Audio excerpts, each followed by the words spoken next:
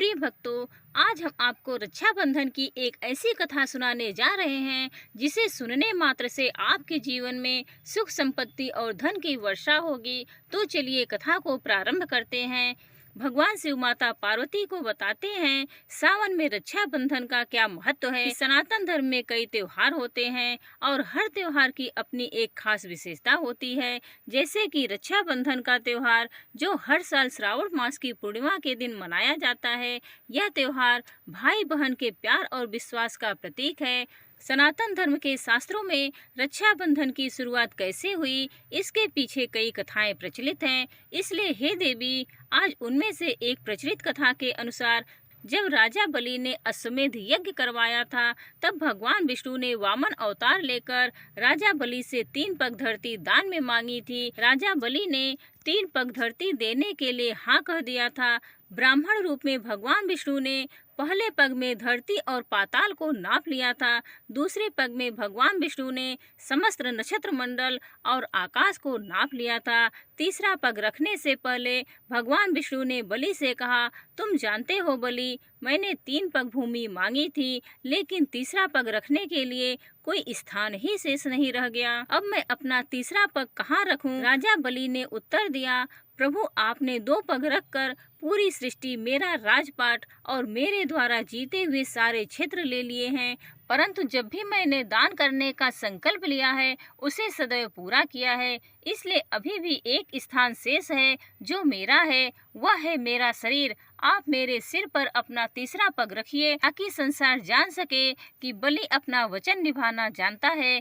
कृपया अपना पग उठाइए और मेरे सिर पर रख दीजिए। अगर यही आपकी इच्छा है और आपको लगता है कि आपका उद्धार इसी में है, तो मैं आपके सिर पर अपना पग रखता हूँ। भगवान विष्णु ने ब्राह्मण रूप में राजा बलि के सिर पर अपना पग रखा और बलि पाताल में समा गया। भगवान विष्णु ने 3 पग में ही पूरी धरती नाप ली और राजा को पाताल लोक में रहने के लिए दे दिया और वरदान मांगने को कहा। राजा बलि, तुम्हारी भक्ति देखकर मैं बहुत प्रसन्न हूँ, तुम मुझसे जो चाहो मांग सकते हो। हे भगवान, हे नारायण, मेरी यही इच्छा है कि मैं हर समय आपको ही देखूं, सोते जागते हर क्षण मेरी इच्छा है कि आप मेरे साथ पाताल लोक पे रहें। भगवान विष्णु मुस्कुराए, उन्होंने राजा बलि की इस इच्छा को पूर्ण कर दिया और राजा बलि को यह वरदान दिया। इसके बाद भगवान विष्णु राजा बलि के साथ पाताल लोक में ही रहने लगे। इससे माता लक्ष्मी चिंतित हो गई और नारद जी को सारी बात बताई। नारायण नारायण, देवर्षि नारायण, आप ही बताइए मैं क्या करूं? प्रभु पाताल लोक में राजा बलि के साथ ही रहने लगे हैं। मेरा मन अत्यंत चिंतित है, उन्हें वापस वैकुंठ लाने का कोई तो उपाय होगा। नारायण नारायण। अतः राजा बलि ने भगवान विष्णु को अपने साथ रहने का वरदान प्राप्त किया था और उनसे यही मांगा था। अब प्रभु को वापस लाने के लिए आपको राजा बलि से भगवान विष्णु को मांगना होगा। भगवान विष्णु को वापस लाने का एक उपाय मैं आपको बता सकता हूँ, तो शीघ्र बताइए देवर्षि नारद। प्रभु के बिना यह वैकुंठ सूना है। माता, आप राजा बलि को अपना भाई बना लीजिए और भगवान विष्णु को मांग लीजिए। जब आप राजा बलि को रक्षा सूत्र में बांध देंगी तो वह आपसे उपहार मांगने के लिए कहेगा, तब आप भगवान विष्णु को ही मांग लेना। हाँ, यह विचार उत्तम है। मैं अभी राजा बलि के पास जाती हूँ। अब मैं प्रभु को लेकर ही वैकुंठ लौटूंगी। नारद जी के सुझाव से सहमत होकर माता लक्ष्मी राजा बलि के पास एक ब्रह्माणी का भेष बदल कर गई और उनके पास जाते ही रोने लगी। राजा बलि ने पूछा, क्या हुआ बहन, तुम रो क्यों रही हो? माता लक्ष्मी ने कहा, आपने मुझे बहन बुलाया। बहन सुनने के लिए मेरे कान तरस गए। भैया, मैं इसीलिए रो रही थी क्योंकि मेरा कोई भाई नहीं है। अगर आज मेरा कोई भाई होता तो वह मेरी सहायता अवश्य करता। राजा बलि ने कहा, बहन चिंतित मत हो, आज से मैं तुम्हारा भाई हूँ। माता लक्ष्मी ने कहा, सच भैया, मैं अभी आपकी कलाई पर रक्षा सूत्र बांध देती हूँ। इसके पश्चात माता लक्ष्मी ने राजा बलि को राखी बांधी। राजा बलि ने कहा, बहन, आज से तुम मेरी बहन हो। मांगो उपहार में क्या चाहिए और तुम्हें क्या सहायता चाहिए थी? अब तो मैं तुम्हारा भाई बन गया हूँ। मुझसे अपनी परेशानी कहो, मैं तुम्हारी हर प्रकार से सहायता करूँगा बहन। माता लक्ष्मी ने कहा, भैया मुझे मेरे पति वापस मिल जाएं। मेरे पति के बिना मेरा जीवन सूना है। तुम्हारे पति कहाँ हैं? कहीं किसी मुसीबत में तो नहीं हैं? अगर ऐसा है तो मैं तुरंत अपने सैनिकों को आदेश देता हूँ कि वे तुम्हारे पति को ढूंढें और मैं खुद भी उन्हें ढूंढने जाऊंगा। बहन तुम चिंता मत करो, तुम्हारा यह भाई अपनी बहन के द्वारा बांधे गए इस रक्षा सूत्र का मान अवश्य रखेगा और अपना कर्तव्य निभाएगा। भैया मैं यह बात अच्छे से जानती हूँ, पर मेरे पति कहीं और नहीं, यही हैं साक्षात भगवान विष्णु। आप मेरे पति लौटा दो भैया। इतना कहकर देवी लक्ष्मी अपने असली रूप में वापस आ गई। उन्हें अपने सामने देखकर राजा बलि हैरान रह गए और उन्होंने दोनों हाथ जोड़कर देवी लक्ष्मी को प्रणाम किया। तभी भगवान विष्णु भी वहां आ गए। मेरा परम सौभाग्य है देवी लक्ष्मी कि मुझे आपका भाई बनने का सौभाग्य प्राप्त हुआ। बहन मैं आपकी यह इच्छा अवश्य पूरी करूंगा। आप भगवान विष्णु को अपने साथ ले जाइए। राजा बलि तुमने भाई का कर्तव्य भली भांति निभाया है, इसीलिए आज श्रावण मास की पूर्णिमा का यह दिन रक्षाबंधन के नाम से जाना जाएगा। यह त्योहार भाई और बहन के अनमोल रिश्ते का प्रतीक होगा। धन्य है प्रभु, आप दोनों की जय हो। अब तो आप दोनों मेरे संबंधी हो गए हैं, तो कुछ दिन और पाताल लोक में रहें ताकि मैं आप दोनों की सेवा का लाभ उठा सकूं। राजा बलि की बात सुनकर भगवान विष्णु और माता लक्ष्मी मुस्कुरा दिए और रक्षाबंधन से लेकर धनतेरस तक भगवान विष्णु और माता लक्ष्मी पाताल लोक में ही रहे। फिर वे वापस बैकुंठ लौट आए। इस तरह देवी लक्ष्मी भगवान विष्णु को फिर से बैकुंठ लोक लेकर लौट आई। तभी से रक्षाबंधन का यह पर्व मनाने की प्रथा शुरू हुई और खूब धूमधाम से रक्षाबंधन का यह त्योहार मनाया जाने लगा। सुजाता का कोई भाई नहीं था। वह बचपन से ही भगवान गणेश को राखी बांधते आ रही थी। हर बार की तरह इस बार भी सुजाता रक्षाबंधन पर अपने भाई गणेश को बांधने के लिए राखी खरीदना चाहती थी। इसके लिए उसे पैसों की जरूरत थी। मालकिन मुझे थोड़े पैसे उधार दे देती, कल रक्षाबंधन का त्योहार है, मुझे थोड़ा सामान खरीदना था। देख सुजाता, तेरी माँ के कहने पर तुझे मैंने अपने घर झाड़ू पोछे के काम पर रख लिया है। ठीक है, रोजाना अब तू थोड़े थोड़े पैसे मांगती रहेगी तो यह बात मुझे बिल्कुल पसंद नहीं है। और वैसे भी तेरा तो कोई भाई नहीं है। जहाँ तक मैं जानती हूँ तो तेरा कौन सा खर्चा होने वाला है कल। रक्षाबंधन के बहाने अपने खाने पीने के लिए तो पैसे नहीं मांग रही है। नहीं नहीं मालकिन, मेरे भाई हैं भगवान गणेश, मैं बचपन से ही उन्हें राखी बांधती आ रही हूँ। पहले जब मैं काम नहीं करती थी तो अपने माँ बापू से पैसे मांग लिया करती थी। अब मैंने सोचा जब मैं काम कर रही हूँ तो आपसे उधार ले लूँ, फिर आप मेरे महीने की पगार में से काट लेना। तू तो बड़ी चालाक है। भगवान की राखी लेने के बहाने तू मेरे से पैसे ले लेगी और उसके बाद जब महीना होगा और जब मैं काटने लगूंगी तो कोई और बहाना लेकर आ जाएगी। नहीं नहीं, मैं तुझे कोई उधार नहीं दूंगी। महीना जब पूरा होगा तभी दूंगी। अभी जा, मुझे कल रक्षाबंधन की तैयारी के लिए बहुत से काम करने हैं। सुजाता को लगा कि अब वो भी काम करने लगी है तो वो अपने पैसे से भगवान के लिए राखी और कुछ मिठाई खरीद लेगी। पर यहाँ तो उसे निराशा ही हो गई क्योंकि उसकी मालकिन ने उसे पैसे देने से मना कर दिया। सुजाता को पता था कि उसके माँ बापू को पिछले कुछ दिनों से मजदूरी का काम नहीं मिला है, इसलिए उनके पास भी पैसे नहीं होंगे। इसी सोच में वो घर की ओर जा रही थी। उधर कैलाश पर्वत पर भगवान गणेश और माता पार्वती यह सब दृश्य देख रहे थे। माता श्री, मेरी बहन सुजाता इस समय संकट में है। वह मुझे बचपन से ही राखी बांधते आ रही है, अब मुझे उसकी सहायता करनी ही होगी। माता श्री, मुझे एक भाई होने का फर्ज निभाना ही होगा, पर मैं कैसे उसकी सहायता करूं माता श्री। चिंता मत करो पुत्र, इस कार्य में मैं तुम्हारी सहायता करूंगी। रक्षाबंधन या फिर कोई भी त्योहार जितना भक्त का होता है उतना भगवान का भी होता है। तुम अपनी बहन के प्रति अपने फर्ज को अवश्य निभाओगे पुत्र। राखी की तुम चिंता मत करो, उसका प्रबंध मैं कर दूंगी। बस तुम तो अपनी बहन से राखी बनवाने की तैयारी करो, मैं शीघ्र ही लौट कर आऊंगी। ठीक है माता श्री, आपकी प्रतीक्षा करूंगा। इसके पश्चात माता पार्वती ने एक बूढ़ी औरत का रूप ले लिया और अपने झोले में कुछ राखियां भर ली और वे धरती लोक पर पहुंची। राखी ले लो भाई राखी, सुंदर सुंदर राखी। यह भारी थैला उठाकर तो मैं थक गई हूँ। कोई मेरा थैला वहाँ सड़क के उस पार पहुँचा दे तो मैं थोड़ा ठंडा पानी पी लूँ। बहुत प्यास लगी है। कोई है जो मुझे सड़क के उस पार तक पहुँचा दे। इन बूढ़ी आंखों से दिखाई भी नहीं देता। आंखों की तो रोशनी ही चली गई है। अम्मा जी, लाओ ये थैला मुझे दे दो, मैं आपको सड़क पार करवा देती हूँ। आप मेरा हाथ पकड़ लो। जीती रहो बेटी, खुश रहो। सुजाता बूढ़ी औरत को सड़क पार करवा देती है। बूढ़ी औरत के रूप में माँ पार्वती मन ही मन मुस्कुरा रही थी। अम्मा जी, आप बैठो और ये लो पानी पियो। बेटी, तुम बहुत अच्छी हो, तुम्हारे संस्कार बहुत ही अच्छे हैं। यह लो, मेरी तरफ से यह राखी उपहार में रखो। अपने भाई को राखी बांध देना। अब तुम्हें राखी खरीदनी नहीं पड़ेगी। अच्छी लगी ना? हाँ हाँ अम्मा जी, यह तो बहुत सुंदर है। मुझे सचमुच इसकी बहुत ज़रूरत थी। आपका बहुत बहुत धन्यवाद अम्मा जी। अच्छा बेटी, अब मैं चलती हूँ।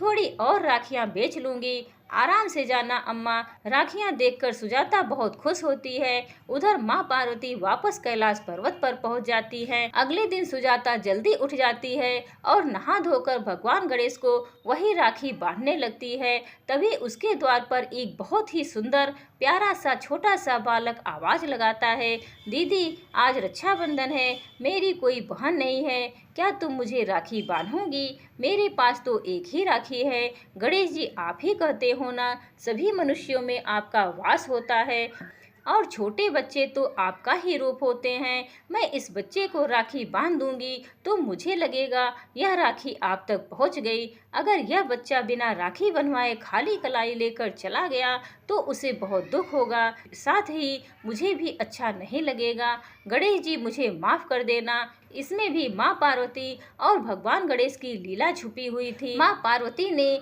सुजाता को एक ही राखी दी थी ताकि वह उसकी परीक्षा ले सके। सुजाता गणेश जी को राखी बांधेगी या फिर द्वार पर आए बालक को? सुजाता परीक्षा में सफल होती है। वो जैसे ही उस बच्चे को राखी बांधती है, वो बच्चा भगवान गणेश के रूप में आ जाता है। हम तुम परीक्षा में सफल हुई। मैं और माता श्री तुम्हारी परीक्षा ले रहे थे। मुझे अपनी आंखों पर यकीन नहीं हो रहा है। आप स्वयं रक्षाबंधन के दिन मुझसे राखी बंधवाने आए भगवान। तो और क्या, जब एक बहन इतने सालों से मुझे राखी बांध रही है तो मुझे भी तो भाई का फर्ज निभाना ही था। अब राखी के बदले मुझे तुम्हें उपहार भी तो देने हैं बहन। गणेश जी अपना दाहिना हाथ आशीर्वाद स्वरूप उठाते हैं और वहाँ पर ढेर सारे सोने चांदी के थाल प्रकट हो जाते हैं। हर थाल में कोई न कोई उपहार होता है। हर थाल में सोने चांदी, मिठाइयाँ और कपड़े और न जाने क्या क्या थे।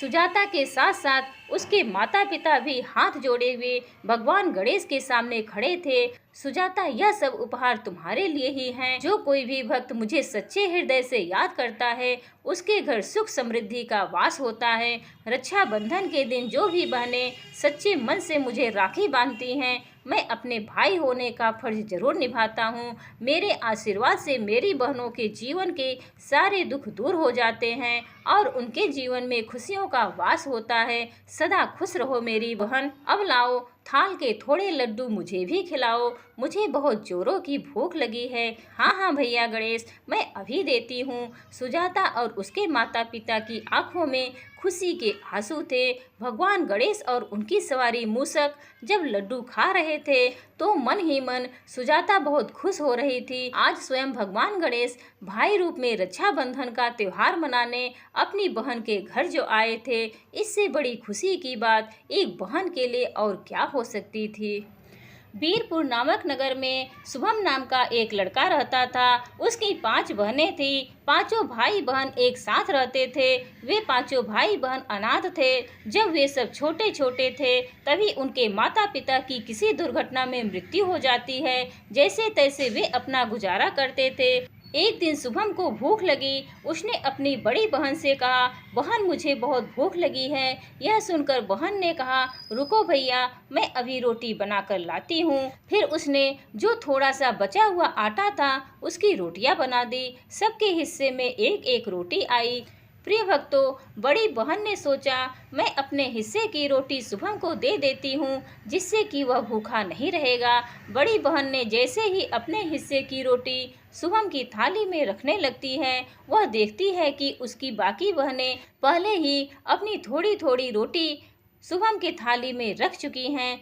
सभी बहनों का यह प्यार देखकर बड़ी बहन बहुत खुश हो जाती है और वह अपनी सभी बहनों को खुशी से गले लगा लेती है। फिर बड़ी बहन कहती है, मेरी प्यारी बहनों, तुम सब बहुत समझदार हो। माँ और पिताजी के जाने के बाद शुभम बहुत उदास रहने लगा था। हमें अपने भाई को हर खुशी देनी है, खुद को कितना भी तकलीफ हो जाए पर हमारा भाई हमेशा मुस्कुराता रहे। अब से हम यही कोशिश करेंगे, इसके लिए हमें चाहे कुछ भी करना पड़े।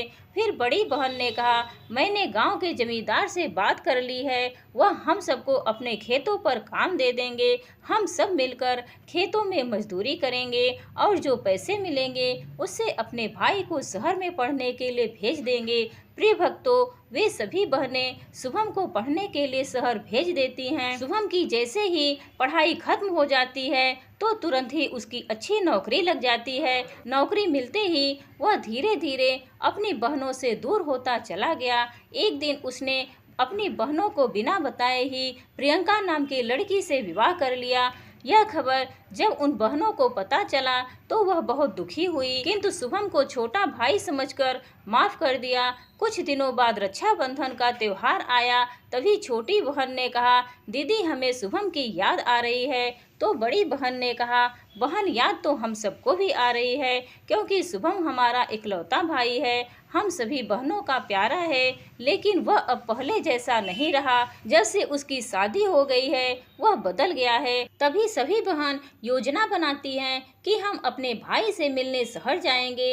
यह सोचकर वे सभी बहन अपने भाई से मिलने जाती हैं। अपने भाई को अपने सामने देख सभी बहनें रोने लगती हैं और कहती हैं, शुभम आज तू इतना बड़ा हो गया है कि तूने शादी कर ली और शहर में घर भी बसा लिया और हमें बताने की जरूरत भी नहीं समझी। हम सब तेरे घर आने की राह देख रहे थे, कितने साल हो गए, तुमने शहर में पढ़ाई में लगा दिए, मुश्किल से एक बार मिलने के लिए भी नहीं आया, ऐसा क्यों किया तुमने। तभी बड़ी बहन कहती है, तुम सब उसे कुछ मत कहो, हो सकता है उसकी कोई मजबूरी रही हो जिसके कारण वह नहीं आ पाया। कोई बात नहीं, यह नहीं आया तो क्या हुआ, हम सब बहनें उससे मिलने आ गई। तभी शुभम की पत्नी प्रियंका अंदर से आती है।